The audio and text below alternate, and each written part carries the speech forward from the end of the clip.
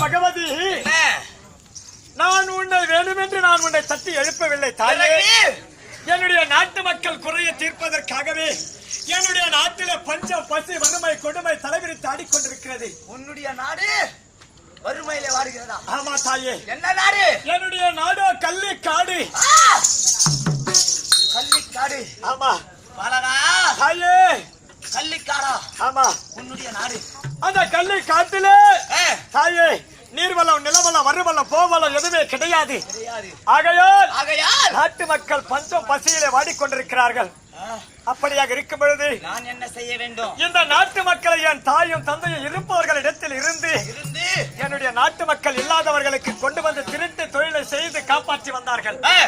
ஆனால் நான் அயல் நாட்டிலே சென்று நான் படித்து வந்தேன். அப்படி இருக்கும் பொழுது அந்த திருட்டு தொழிலை என்னால் ஒரு காலமும் செய்ய முடியாது. ஆகையால் இந்த கள்ளி காடு இருக்கக்கூடிய கல்லு முள்ளு காடகால் அனைத்தையும் சுத்தம் செய்து ஏர் மீது பயிர் வைத்து விவசாயம் செய்து நாட்டு மக்களை அந்த தானியங்களை கொண்டு நான் காப்பாற்ற வேண்டும் என்று இந்த காடகத்தை சுத்தம் செய்து நான் ஏர் மீது கொண்டிருந்தேன்.